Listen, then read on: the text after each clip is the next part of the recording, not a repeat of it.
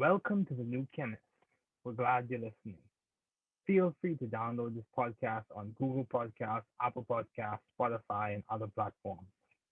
Here on the new Chemist, we discuss chemistry, which simply put is the science of change, as well as careers, community, research, and COVID 19. We're happy you're tuning in.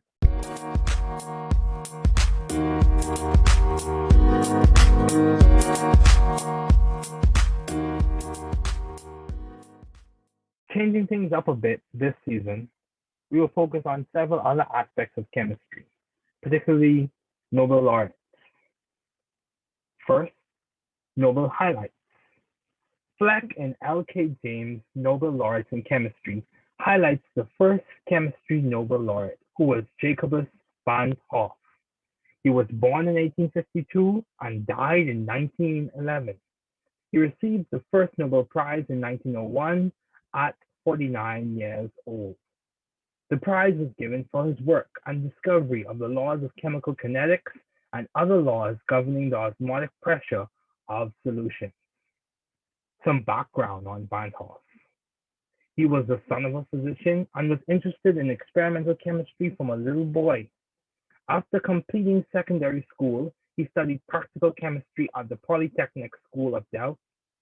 Distinguishing himself at Delft, he completed the 3-year course in a shorter time frame and placed first in the examination in 1872. Even so, to learn more about chemistry, he spent the winters of 1872 to 1873 with Auguste Kekulé and in 1874 with Charles Worth. His contributions and their implications span wide from physical chemistry with kinetics to biological chemistry, with some of the investigations of enzymes being derived from his work. Indeed, an excellent scientist.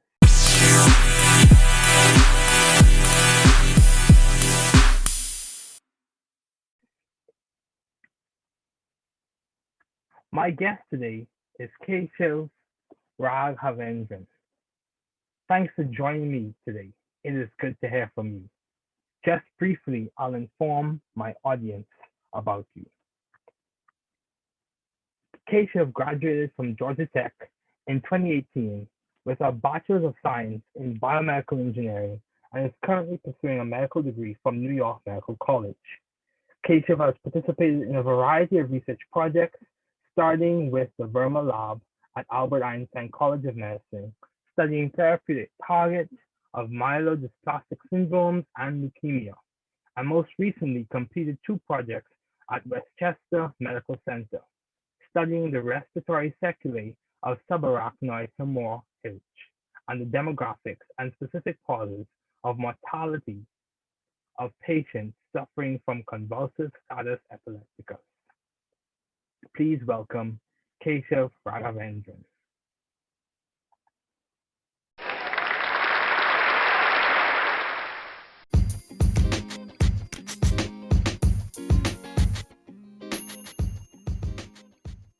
Hi, Keshav. It's so good to have you on. Thanks again for joining me.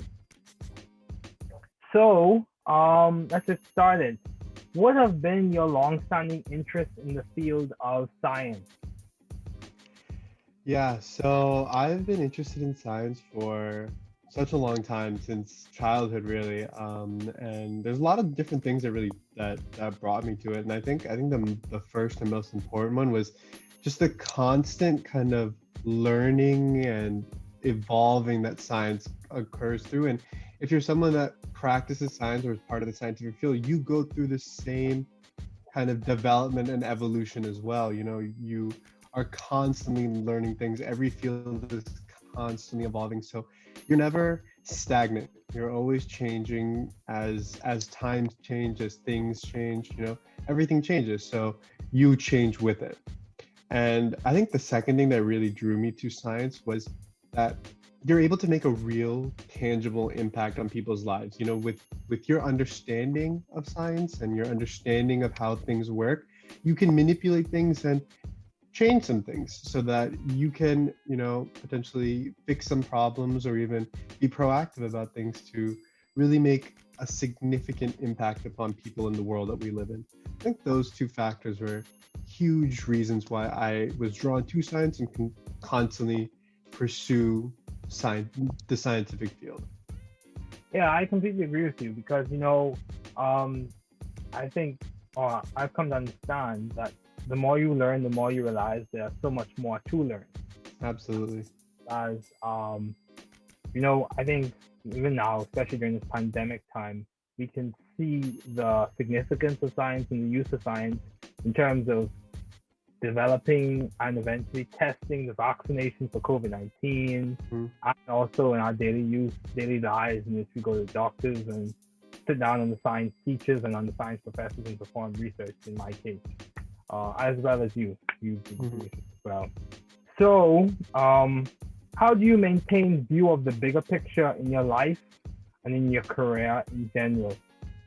Given all of the difficulties which I'm sure you faced, Mm-hmm. all of the challenges and which a lot of people are facing due to this pandemic, how do you maintain view of the bigger picture? Yeah, so just like you said, it is very, very, very difficult. And at times it's very easy to get kind of bogged down by the minutia, and the everyday little challenges that we face.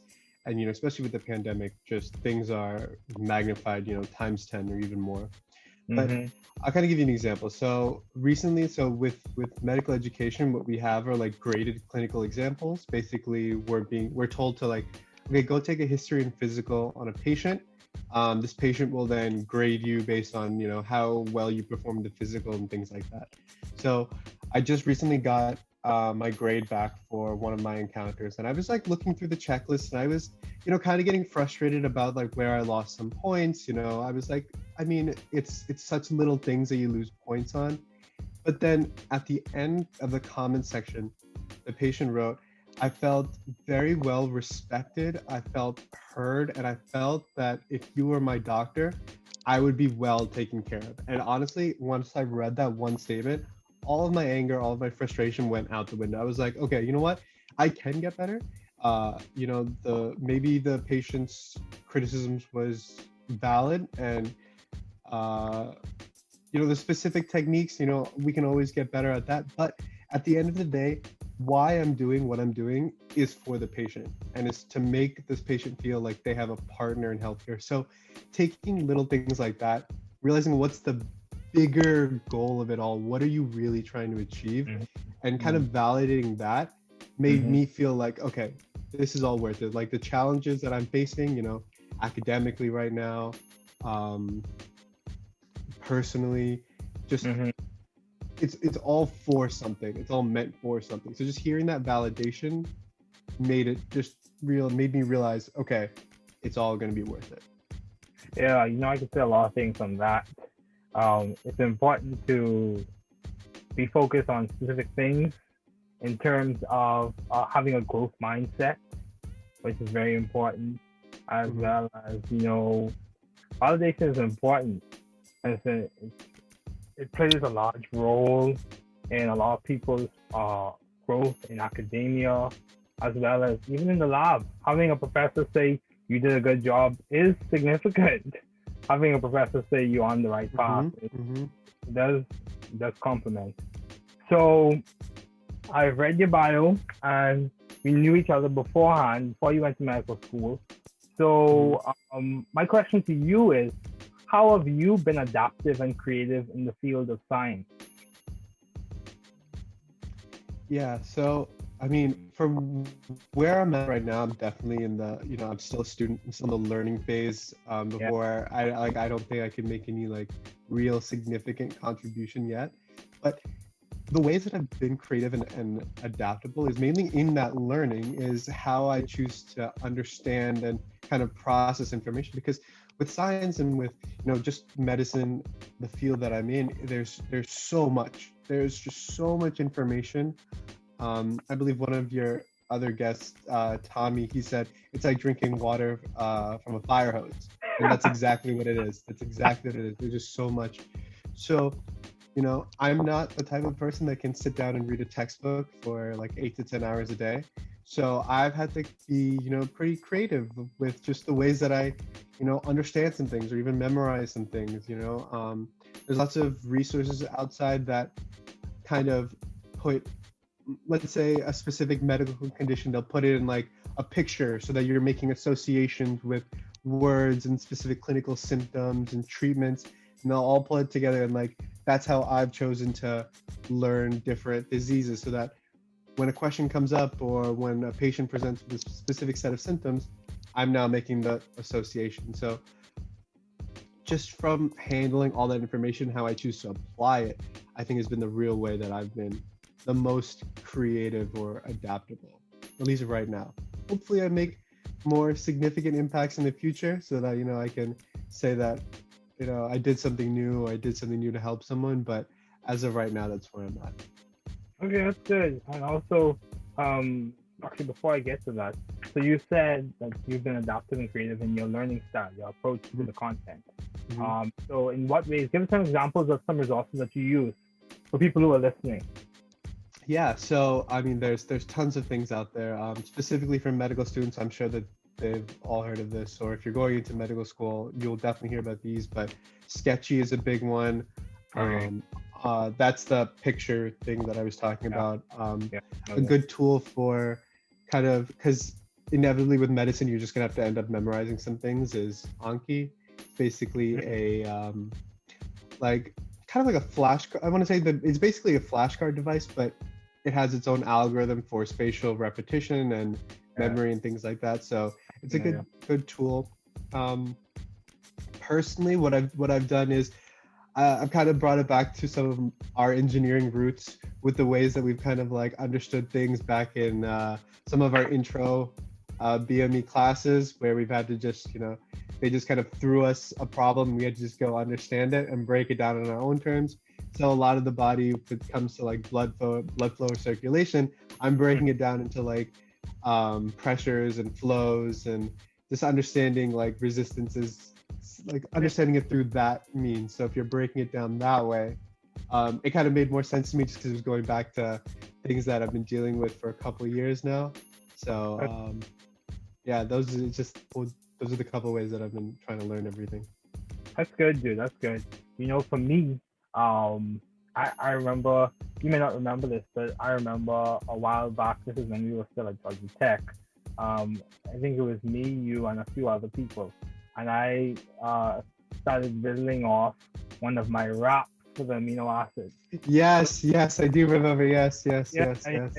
So for me, that's kind of how I learn things. I put it to a rhythm, I make a rhyme. Also, I use associations, draw pictures and stuff like that. But for me, my main modality is through rhymes and raps and lyrics. And we all have our own unique ways to learn things. Yeah, absolutely. Yeah, and we have to make sure we're enjoying it. But I would just throw this out there to you.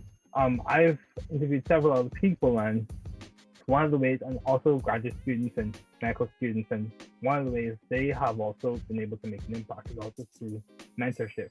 So maybe something you may want to consider. But I'm sure that a lot of people are trying to get into medical school, and you achieve that. So I think that's commendable. So my question to you on that note is, to this point in your studies, how have you been able to be successful? You were able to graduate, you were able to get into medical school, and so far you've been progressing. How have you been able to maintain the success that you need to progress from stages, from graduation to medical school? Yeah. Okay. Yeah. So the question itself is very focused on me, but when I think about why I'm where I am, is mainly because of the people around me. I have to give a ton of people a lot of credit for helping me out through the entire process, starting with my family, who's just been there for me through everything. My mother is a physician, so she's been a wonderful role model and a leader, basically guiding me, throughout the medical field. And whenever I have any challenges, she's just like, "Yep, I face the exact same thing. Don't worry, kid, you're on the right path." But then also my friends, who are basically my second family. They've been there for me through everything, personally, academically, any problems that I've faced. They've been there for me. They're the reason that like I feel like I've grown as a person throughout the years.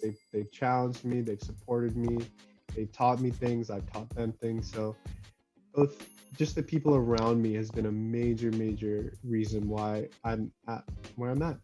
And I don't think there's anything really special about me. I think I'm just persistent. I'm stubborn. Like if I fail one time, I'm gonna get right back up and keep trying until someone else, until I just can't keep going anymore. So I think that's really the only thing. I'm not like the smartest person. I'm not the most talented, but I Same. you know I'm persistent. And I think maybe that's probably the only thing that's kept me going, really. That's good. Yeah, for me too. It's the same. I'm not any genius or anything of that sort, but one of the things I do say, or one of the things I do is I work hard. Mhm. And I believe in being persistent. It's interesting that you use the word stubborn because one of the professors from MIT that I interviewed said the exact same thing about himself. He said, I'm just stubborn. Yeah, I stick with it and I go Yeah. along as he was discussing his work in terms of the COVID-19 pandemic and his contributions there. Also, continuing on, um, how have you thought or found the right environment for you to thrive scientifically and intellectually? Why did you, in other words, why did you choose Georgia Tech and why did you choose New York Medical College to study medicine? Well, I guess from a general point of view, when it comes to the environment, just like I said before, it's surrounding yourself by the right people. Those people have caused me to grow both personally and academically. And then when it comes to both tech and NYMC, well, I chose tech mainly because it was first of all away from home. I had grown up in the Northeast for 18 years at that point, so I just wanted to kind of leave and go somewhere different. And Mhm. tech was different. It's in the South, completely different in the Northeast, and there was no one that I really knew at tech. I was kind of just on my own. There was no like, oh, like if I went to, let's say, a local university, I could always come home if things were difficult or I just wasn't feeling right. But when you're like 800 miles away, it's a little bit more difficult. So I was kind of out there on my own, which I wanted to be. I just wanted to see if I could make it. Okay. And then when it comes to NYMC, I think at that point I'd realized that, okay, I think after 4 years of being on my own, I can do it. And then I chose NYMC mainly because of the opportunities and the proximity to New York City. So and just the opportunities that it would afford me, tons of hospitals, tons of different populations, like it's a diverse population. Um, Kind of the patients that we treat, whether it be in the Bronx or Manhattan or Westchester, it's Oh, wow. whole different subsets of population. So we see a whole different um, All right. disease profile. Yeah, so it's just the variety. I think that's what really drew me there. Okay, good. Yeah, dude, diversity is so important. And I think diversity complements the learning in several ways and not just with diverse populations. So, you said you were in New York City. So, my question to you is, how have you been able to matriculate with the COVID-19 pandemic and clinicals and being in New York? How has that interplay between those three variables? How has that played out? Yeah, it's been very difficult. So I actually started medical school last year before the pandemic started. So that was kind of like normal and baseline. And just Uh, comparing last year to this year, so this year completely virtual, all classes are virtual, very few clinical encounters. okay. So basically, kind of the way med school works is your third and fourth year are purely clinical. You're Mm-hmm. in, some rotation site constantly, but first and second year they kind of try to get your feet wet, but with just the amount of restrictions and um, the amount of kind of safeguards that you have to go through, it's been very difficult.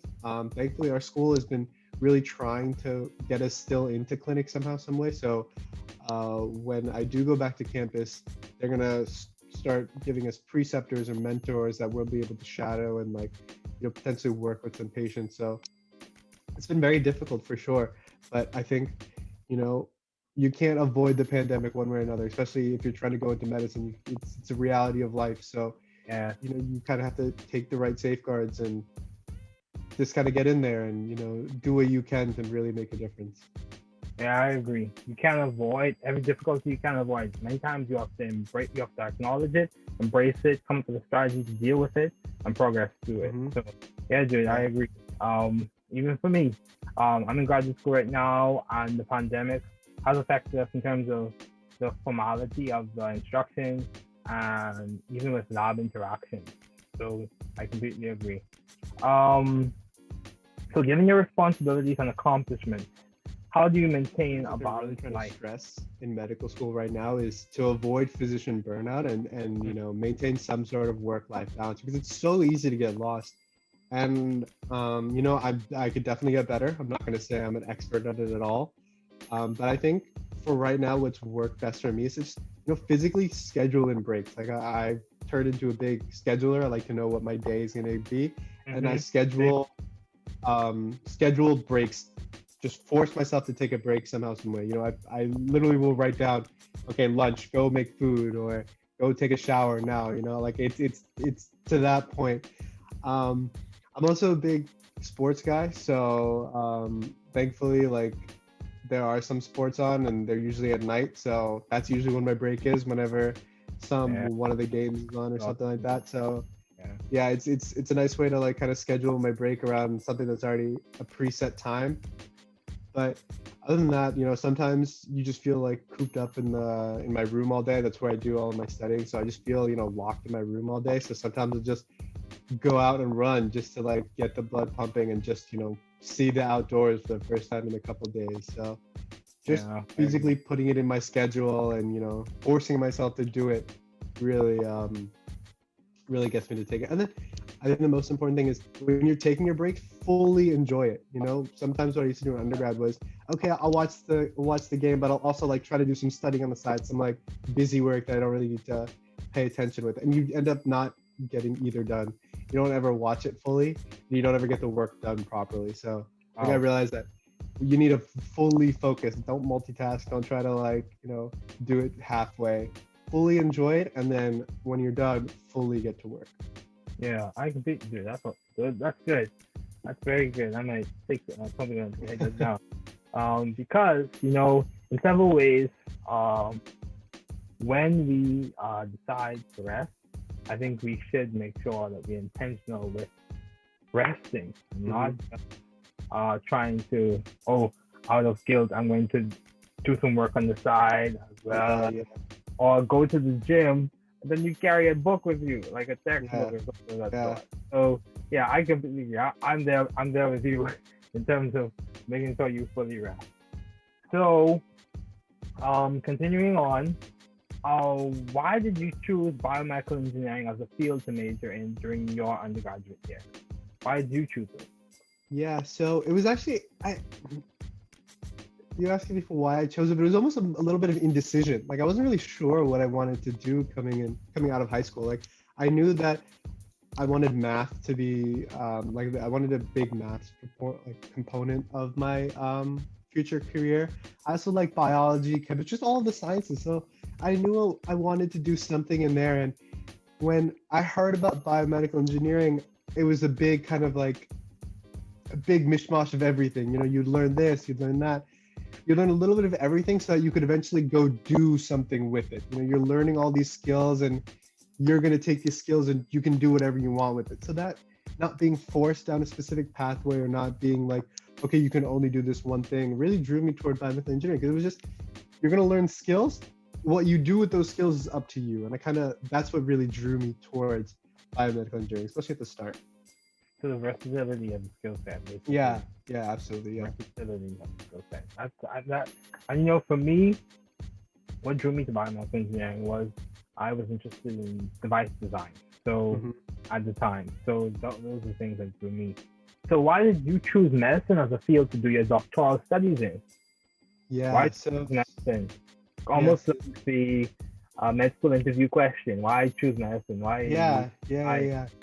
And I mean, I don't know if this is the traditional med school answer, but like I remember for our BME classes towards the end, especially around, I think this was around senior year, for one of the classes, I'll never forget this. So the professor introduced a guest being like, well, this guy has sold his startup for, you know, I don't know, tens or $20 million. So you know you're getting the best educate. You know you're getting the best guy here. I just kind of looked at myself and I was like, is this really how I want to be introduced for the rest of my life, as just how much money I made or how much money I made someone else? I was like, no, I want my self-worth to be valued from what I can do for people, for how much I can help someone. Like, yeah, of course, money is great, but that's not what I want to be known for at the end of the day. That's not, what I want to be remembered for. And that was like the eureka moment of, yeah, I don't think engineering is for me. I was kind of on the fence, and that's what really pushed me towards medicine. Just the idea that your worth is what you can do for someone else. That's what mattered more to me than anything else, and that's why I got into biomedical engineering. Like, I imagined a day where, like, I'd be in my own office, designing devices for patients, working with them, working with their lifestyles. Mm-hmm. And the more I learned about biomedical engineering, the more it just wasn't like that. And the more medicine was turning out to be like that, where it's, you're working with patients to come up with solutions. It's not just the general, okay, I'm the doctor, listen to me. You're working with the patient to come up with the solution that's best for them. Like, I have the information, but you're the expert in your own life. So let's work together to come up with a solution for that. That's what I realized, like, that's what I wanted. And that's what I'm getting from medicine. And that's why I chose medicine. And I'm so happy I stuck with that choice for that reason. Right, that's very good. I completely agree. It's not this, and I agree in several ways. Our self worth should be tied to intrinsic core values and not just monetary descriptors. Even though in many ways people say your net worth is tied to those monetary descriptors, Yeah. but your self worth, I think, should be tied to core values. That's just my perspective, and it seems like it's yours as well. So, along the same line, um, what advice do you have to those wanting to pursue the field you are currently studying in? So you just said that you're interested in medicine, and your interest is tied to how you want to help people and how you want there to be a dialogue in the clinical environment in which both of you approach the situation, you with your expertise, the patient with their situation, expert in how they're feeling, Mm-hmm. and you come to some beneficial conclusion. So what advice do you have to those wanting to pursue the field you are currently studying in? Yeah. So there's a lot of kind of aspects to that. So I guess the first thing that I would say is, yes, it's great that you want to help someone, and I'm sure that's the core of everyone who wants to go into medicine. Yes, we all want to help people, but if that's the only reason you're going into medicine, medicine may not be it for you. There has to be some sort of kind of selfish motivator that's driving you towards medicine. And for me, it was the constantly learning, constantly developing. Like, I want to be a better person 10 years from now than I am today. I want to be much better. And medicine allows me to do that. So I would say really make sure that medicine is for you, because it's a long grind, from the day you enter medical school till the day you get your first real job is probably close to like 10 years. So to go through 10 years of school and then residency and then fellowship or whatever extra schooling you want to do, you have to make sure that there's something in it for you, that there's some internal gain that you are getting from medicine that no other field can give you. And that's what will really drive you to be the best physician or whatever role of healthcare you want to be. Other than that, be patient and be persistent. It's a long grind. Like, a lot of people, what they do is they go into a career right out of college, and then once they're done with that, they choose to come into medical school. So there's no real rush, being like, I have to go straight into medical school right out of undergrad. Absolutely not. The average, I think the average age of my incoming class was 27. So if you're graduating around 23, 24, people have worked for a couple of years. A lot of students have children, have families. So, like, have a life outside of medical school. If you want to have a life before medical school, that's absolutely fine. Just be patient. If you have to apply multiple times, if you have to redo some coursework, redo the MCAT, it's all perfectly fine. It's a long journey. No one Mm. really cares if you did it right the first time. Just do the best that you can in every aspect. Yeah, Um, yeah, that's basically it. good. That's good. Being patient and persistent, because at the end of the day, we're all on a journey, and also our paths are different. So just because one person went to medical school in 2 years after undergrad, or 1 year, or did the traditional, or just went directly after, doesn't mean you have to do the same. Absolutely, absolutely, absolutely. All that matters is the care that you can give to the patient. So whatever gets you to do the best for that, that's all that matters. Doesn't matter what path you take. I think you said that perfectly. Yeah. So, Keshav, what has been some of the most beneficial advice you have received? Huh. So advice that I've received. So I wouldn't say this has been explicitly told to me, but I think what all of my mentors have tried to really emphasize upon me or get me to do it. I think the best way to sum it up is, you know, fall in love with the process of becoming great. You know, really enjoy Mm-hmm. the really enjoy the kind of struggle that you're going through now. You know, Mm-hmm. for yes, it's for some other bigger picture goal, like yes, me, studying right now is for to eventually become a doctor. But if I don't enjoy it now, I'm not going to enjoy being that physician. I'm not going to enjoy the work that I'm eventually going to have to do. So really enjoy the struggle, the hard work, all the skills and experiences that you're learning, all the kind of mistakes that you make throughout the process, because that's what you're eventually going to learn from. You learn more from your mistakes than all of your successes. So really just enjoy that process. Get good at just getting back up after you make a mistake and keep going. That's the only way that you're going to learn. And I think people showing me that really taught me to be persistent and taught me to just keep going no matter what, because that's the only right thing to do. Just keep going. Yeah, that's good. Yeah, it's important to embrace the struggle and, our process to become doctors, lawyers, accountants, professors, technicians. It's important to be a person of value, not Mm-hmm. just uh, someone who can bring value and someone who has core values and who lives Mm-hmm. with. Yes, and I think it's also important to watch out for the destination fallacy in which you think I must arrive to this place, then I'll be happy, or I must arrive to this next phase, then I'll be happy. Absolutely. And yeah, dude. So my last question for you, Keshav, before we conclude, perfect scenario. Given this pandemic, I take it we all have had situations where we could say, I wish something was a little different. If you had to come up with a perfect scenario in the next 5 years, Mm-hmm. what would it be within the context of your medical education and life? What What do would it be? well, that's a great question. And I think my first, I don't know if this would be my answer maybe in a couple of days, but my first gut reaction went to kind of something that I've been thinking about for a while, is that this whole pandemic has kind of taught all of us the importance of health and hygiene. You know, Yeah. just taking everything very seriously. It's very easy to catch a cold or catch the flu. We see Mm-hmm. how easy it is to catch COVID just from going outside, going to a restaurant. You could still be masked up and you would take all the proper precaution. You could still catch a virus. So I think the perfect situation for me right now is that we all take our health a lot more seriously. We Mm-hmm. understand how fragile it is and Mm-hmm. how truly important and precious our health is, and how much we need to take care of it for the long term. I think for me right now, that's the answer that I would say is a perfect scenario. Oh, that's good. It's important for everyone to realize that their health and your health is very important. So, Keshav, thanks again for joining me today.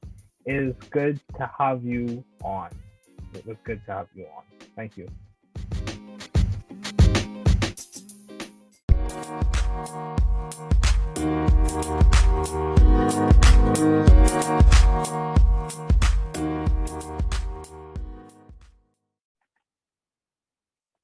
Next, We have big ideas in organic chemistry. Structure of molecules, part one. The structure of three-dimensional molecules can be predicted using an application of correctly drawn Lewis dot structures, which is called valence shell electron pair repulsion theory, or Gillespie-Nyholm theory, named after Ronald Gillespie and Ronald Nyholm. This is so interesting.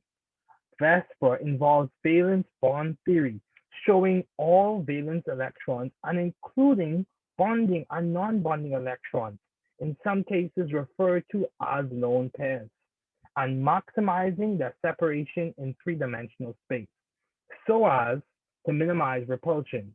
And this is, of course, connected to Coulomb's law. VESPR is an alternative that can inform and start the journey in understanding molecular geometry, whether it be linear alkynes, trigonal planar arrangements of the carbon atoms in some alkenes, or the tetrahedral arrangement of the carbon atoms around some carbon atoms in alkenes. The key idea, ladies and gentlemen, is that the valence electrons repel, and thus the electrons will take on, so to speak, an arrangement that minimizes the repulsion.